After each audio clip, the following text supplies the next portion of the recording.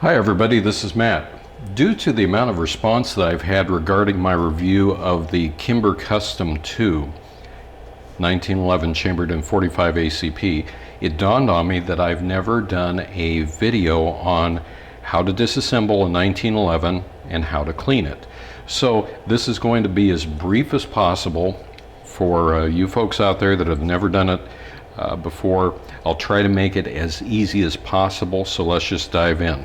First of all, there is no magazine in there, nothing in the chamber.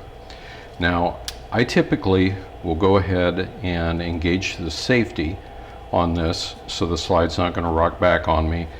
And see the bushing here? Well, we have to push down on this old guy and turn the barrel bushing this way in order to get that to release. But you need to be careful, because otherwise this will go flying across the room at you. So you can take the tool that is provided by Kimber, or you can get a tool from anybody else for that point. And I partially rotate it like that, and then I come in with my thumb, hold it, and then try to rotate it over the rest of the way if she wants to cooperate. This time she does not. So I come over.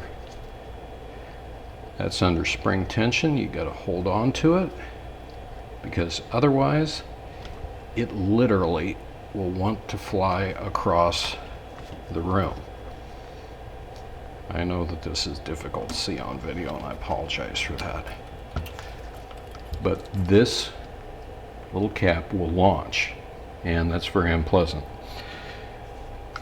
Notice the spring. See the little pigtail here? The pigtail always goes into the cap. When I pull this out, notice the flat to back, pigtail to cap. It's that easy. All right, how do we get the rest of this apart? Well, I can do a couple things. One is I can go ahead and rotate this guy around just a little bit more, because there's a locking lug in there that'll need to come out, so I can get this bushing out of here. I don't think that I have that far enough yet.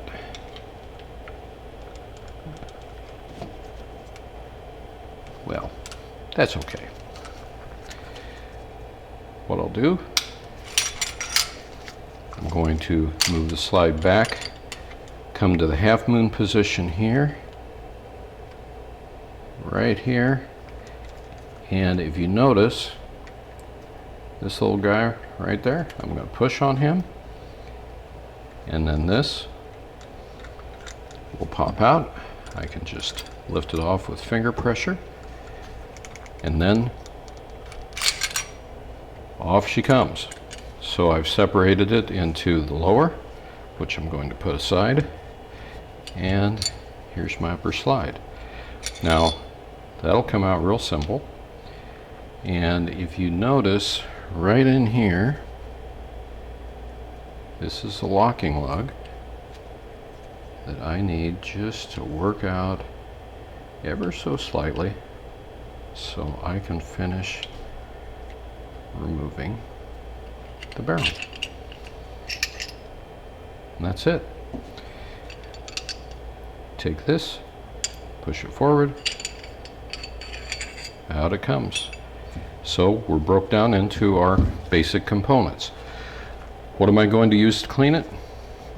Just one of these patches. Normally wipe this down, normally wipe the spring down. Obviously I'll use some type of solvent on the barrel. A lot of times you'll get a little bit of corrosion and a little bit of junk that gets in right up in here. So I like using these wooden Q-tips for that. Sometimes I'll use a brush. Sometimes I will even use a pipe cleaner, just to get anything away from there. But I'll pay attention to the wear marks, make sure everything looks good, This is all clean, looking very nice. And look at the finish on that. That's just the way it came from the factory. Kimber puts out a very nice product. Now, for cleaning the barrel, obviously you've seen one of these brushes. Always come in from the breech, not from the muzzle. I tend to really like this tool that comes standard with Glocks, just to run a swab down there, because I'd rather put a piece of polymer down that pipe than I would metal. Swab it out, looks clean. On the inside of the slide, I'm going to pay attention because I know that there's going to be some fouling and some buildup in here. So this is where I'll come in and I'll clean these out. As you can see, a little bit of debris. I will also use this to clean out the channels here. Sometimes I will use a pipe cleaner to chase down on the inside, or we can just simply use a patch, use your thumbnail, and it's really that simple. So standard cleaning protocol, keep these guys lubricated. I like to use FP10 as a lubricant on this. Whatever you choose to use is fine. This doesn't really require a whole lot of attention. All real standard fare. Just get the carbon off and make sure that you have got this lubed, and that's pretty much all there is to it. Now, how do we reassemble this without a lot of grief, heartache, and undue despair? Well, we'll basically work backwards through the process. I'm going to take the barrel and push this guy forward. See the channel here? Tight tolerances on these guys, so just want to be aware of that. Alright, see the locking lug.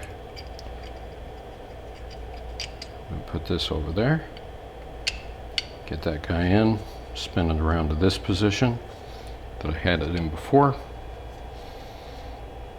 This simply will go in like so. That little lug is forward. At that point, I'm going to hold it like this, and then I'm going to ease it on to the frame. Now, the thing is, you want to make sure that you line up this with this hole, and also make sure that you got proper alignment there. But this really is easy. A lot of times people will tend to make things appear more difficult than what they really are. But it really is just that simple. Okay, I'm going to come around here, and I'm going to take this little half moon. I'm going to bring this guy back into this position. I'm going to make sure that I'm lined up there. Let me set this down. And this will just literally push back into place that easily. At that point, I'm going to bring the slide forward.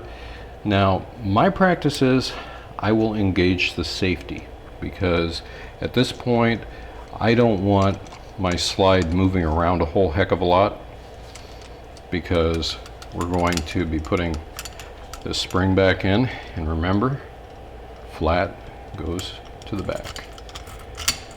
Now this is under tension, so this is where we want to make sure that we're not trying to launch something to the moon, and we just simply will guide this guy down in there, and I have to use your thumb on this.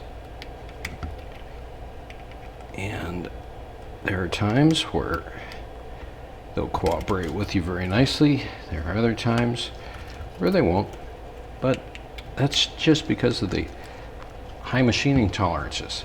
So did you see how I flipped that bushing around?